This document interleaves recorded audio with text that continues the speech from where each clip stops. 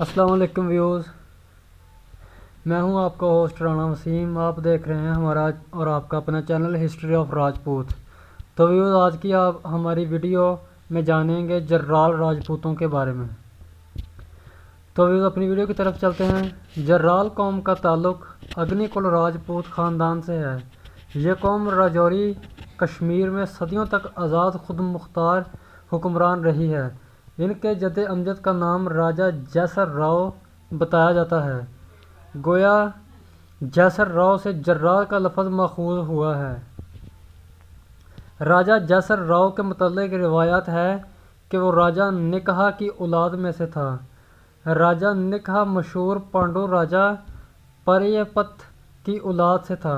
راجہ پریہ-پت نے ٹیکسلا اور لاہور پر بھی حکمرانی کی ہے۔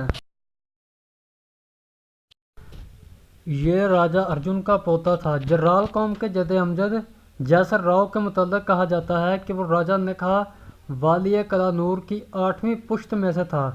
ایک روایت یہ بھی بیان کی جاتی ہے کہ جرال خاندان جر نامی راجپوت کی اولاد ہے، جو رانا بھیٹ کے 18ویں بھائیوں میں سے ایک تھا۔ بہرکیف راجہ جیسر راؤ کی 5ویں پشت میں سے ایک شخص راجہ صاحب سنہا نے سب سے پہلے اسلام قبول کیا تھا۔ یہ 576 ہجری بمطابق 1179 عیسوی کا واقعہ ہے۔ یہ دور شہاب الدین غوری کا تھا اور غالباً اس شخص نے شہاب الدین ہی کے ہاتھ پر اسلام قبول کیا تھا۔ کہا جاتا ہے کہ صاحب سنہا کے ہمراہ اس کے ایک بیٹے نیل سنہا نے بھی اسلام قبول کیا تھا،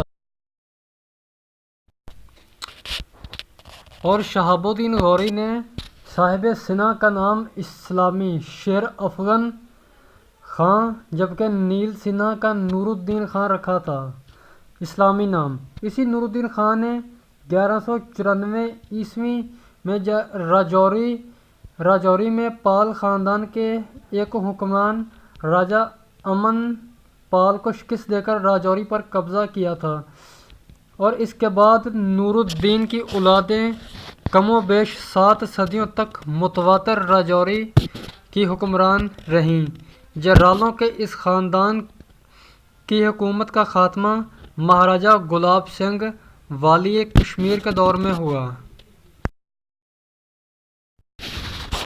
جرال خاندان وزیر آباد ضلع گوجرانوالہ میں بھی آباد ہے۔ اس کے کچھ خاندان ضلع کانگڑا ہندوستان میں آباد ہیں، جبکہ کئی خاندان پونچھ و جموں کشمیر میں آباد ہیں۔ کئی جرال خاندان اپنے آپ کو مرزا کہلواتے ہیں۔ کہا جاتا ہے کہ مرزا کا لقب خطاب اس قوم کے اجداد کو مغل شہنشاہ اکبر نے دیا تھا۔ تو ویوز، ہماری آج کی ویڈیو آپ کو کیسی لگی ہو ہمیں کمنٹ باکس میں کمنٹ کیجیے گا۔ اللہ حافظ۔ السلام علیکم ورحمۃ اللہ۔